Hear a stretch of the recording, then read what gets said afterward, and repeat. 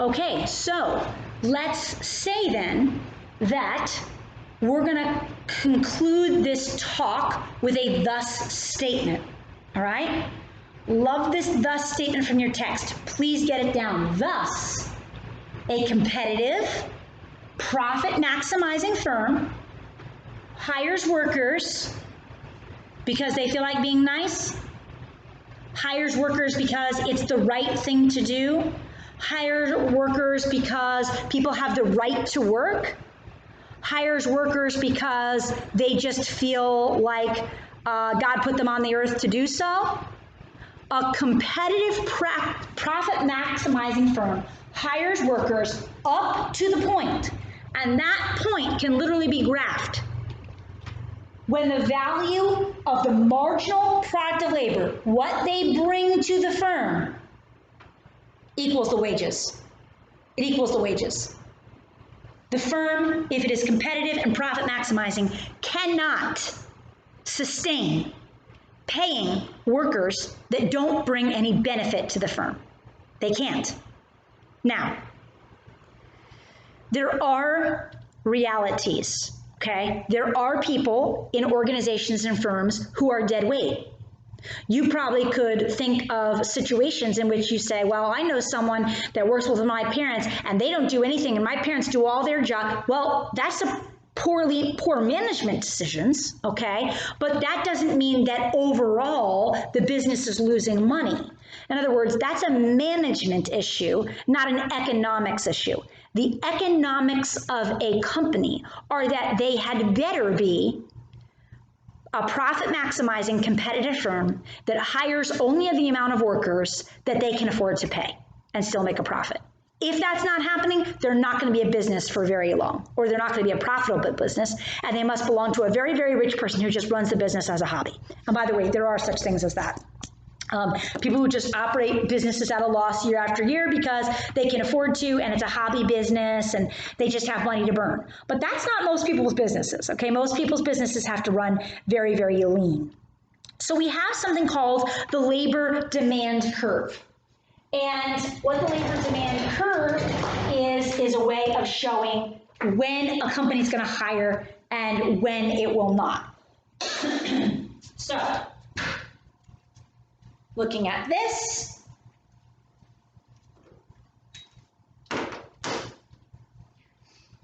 all right, this is a graphic way to illustrate what we just said, that there's a value to hiring, the value of the marginal product of labor, right? There's a value, anything above here, anything above the market wage. What's setting wages? Corporate fat cats? No. Protesting workers? No. What's setting wages is a market wage, what the market will bear. When your market wage drops, when your employment costs more than the market wage, you have entered into the negative. You have entered into a non-profitable situation where you are hiring workers below the demand, below the marginal product line. And that's not good, okay? And that's what creates a demand curve for labor. There's gonna be only so much demand for labor in so many situations. But can anything change it? Is the demand curve for labor written in stone? In other words, is it true that employment opportunity can never grow, that if Olive Garden puts in a new restaurant and they need 80 workers to work that restaurant to make it workable and to keep up with demand, that it will only always hire 80 workers? And then it's kind of a lockout, that's all that can happen. No, there is a labor demand curve, all right? Where my eraser go? But here's some good news. The labor demand curve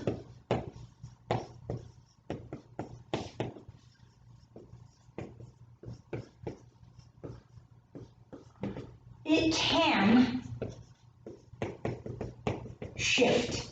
Remember how we talked about how demand curves or supply curves could shift to the right or to the left? The whole entire curve could shift. Well, guess what? The labor demand curve can shift as well. So let's talk about some reasons why the labor demand curve might shift. Well, first of all, what about the output price? You know what? If the price of apples themselves changes, well, then that changes the numbers. If apples are suddenly seen to be the newest fruit for weight loss or for warding off COVID-19, and apple bushels go from $10 a bushel to $100 a bushel, well, that just changed everything about your labor demand curve. Changed everything, because now you can afford to hire a lot more workers and still maintain profitability. What if everybody says, oh my gosh, apples are the fruit that no one should eat. Apples are the number one thing making people fat and unhealthy, and the fortunes of apples just drop, all right? Well then, again, your labor demand curve shifts. It can shift to the right or to the left, but simply the output price, whether we're talking about apples or we're talking about haircuts or we're talking about anything that people sell, any good or service, the output price changing can change the labor demand curve, okay? Next, technological change. Now, don't go crazy, because usually people right away go to the robots, right? Like, oh my gosh, we're all going to be replaced by robots, and the technological change is going to replace all the workers, and that can happen. And there are industries where robots can replace human laborers, okay? But as your text points out, technological change often augments labor rather than producing labor-saving devices. So if you've got technology on the farm or an Olive Garden, you still have to have a person there who knows how to fix it, who knows how to work it, who knows how to apply it. And plus, the technological change itself can make it so that the business actually does more business. So for instance, let's say that you used to have a person scheduling your Olive Garden reservations, and they had to stand at a phone all day answering phone calls with a list of tables and times, and they keep messing it up, and they're writing it all down, and that's all they do, that's all they contribute. But then you get a reservations technology at the Olive Garden, and it schedules the tables for you. The people call in, or they log into an app, and they put in when they want to come, or you use Open Table or whatever, and you get a scheduler. Now that technology actually brings more people to the restaurant and makes the restaurant more efficient in how it uses its tables and times. Because what will happen is if you use like a table reservation service like Open Table, you'll go on and you'll say, I want to eat at the Olive Garden at 7 p.m. on Friday. And they'll say, can't do that. How about 6:30? Right? They won't just say, nope, sorry, we don't have tables. And you go, okay, bye. They say, well, how about 6:30? Or how about 5 o'clock on Saturday? And you'll more likely book a reservation. And you'll come in and you will feel happy because there's no wait time and you have this reservation. And so you'll sit down, and since you are so happy with the restaurant, you're going to stay, and you're going to order dessert, or you're going to order a glass of wine. And so now the restaurant's actually making more. Technology doesn't have to replace workers. Sometimes it actually augments a business and allows them to hire more workers, whether because you need someone to operate the technology or just because the business is doing better as a result of that technology.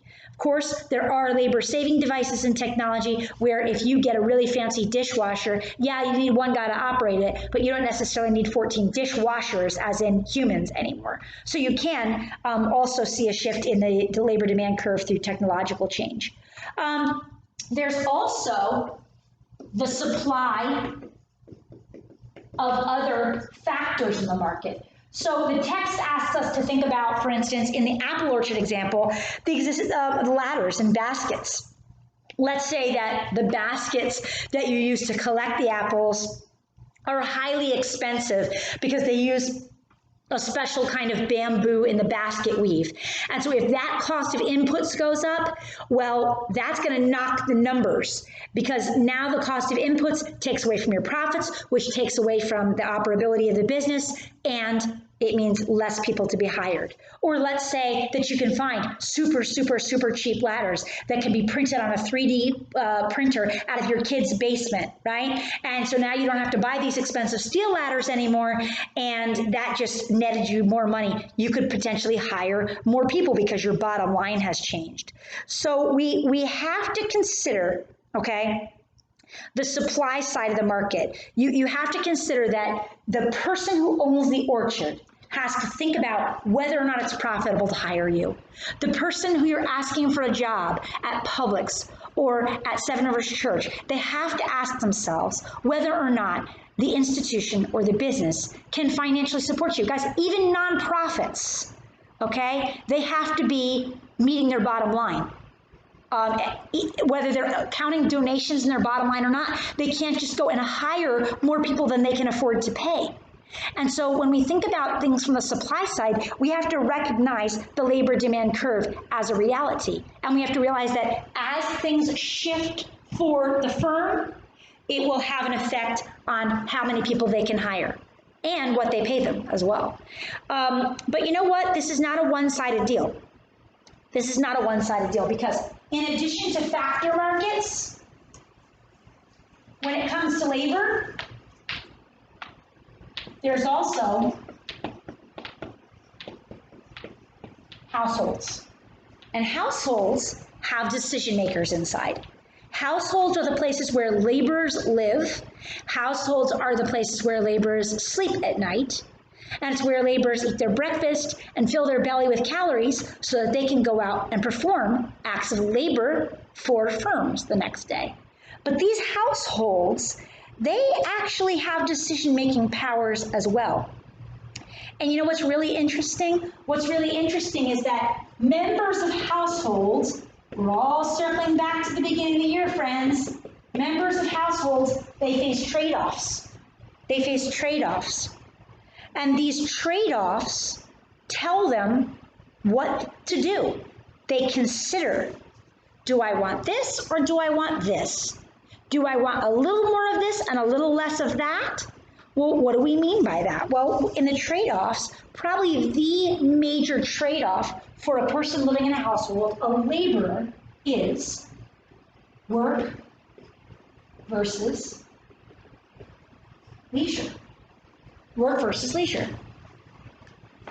We know that you can make more money if you work more. If you work a full-time 40-hour-a-week job and then you call up Domino's at night and you say, hey, I know you're delivering a lot of pizzas right now to people's houses and I'd like to work your night hours, right? You could make a significant more amount of money. But will you do it? Well, that's a trade-off question of work versus leisure, or it might be a straight question of work versus sleep in this case. But do you really want to work every waking hour for the rest of your life? Well, most people don't. And those people live in households and they make real and actual decisions about their work. Hold on, I lost my black pen. Okay. So I want you to imagine something, okay? If you're thinking about the supply curve, right, and you're thinking about a person who says, if you're going to pay me, okay, this is the hours that I will supply. The hours that I, as a supplier, will work for you. And this is the money. See how the money's growing? Okay, simply put, the more you're going to pay me, the more hours I'm going to work. It's a supply curve. To a householder, you want to pay me more? I'll work more. You want to give me $12 an hour? I'll work for you for 30 hours. What? You said it's $20 an hour? I'll work for you for $40 an hour. What? You said that if I'm willing to work more than 40 hours, you'll pay me for those extra 10 hours overtime, and it's going to be double the money? Yeah, I'll work 50 hours. Simply put, the supply curve tends to operate this way. But there are other factors in a factor market.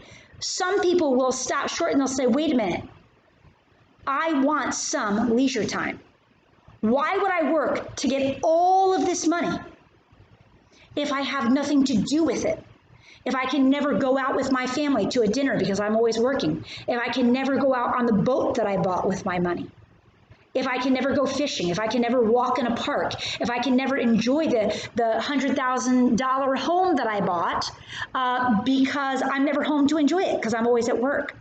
And so you can actually have, and we're not going to talk about this today, but the text points out that you can actually have the possibility of a backward curve at some point. Once someone starts to make a certain amount of money, you can almost see the curve start to flatten because they're like, wait a minute, no, I'm actually not going to work that much because I already have the money I need to enjoy my life at this point. Guys, I mean, there's such a biblical principle here that the laws of economics do give us a guide.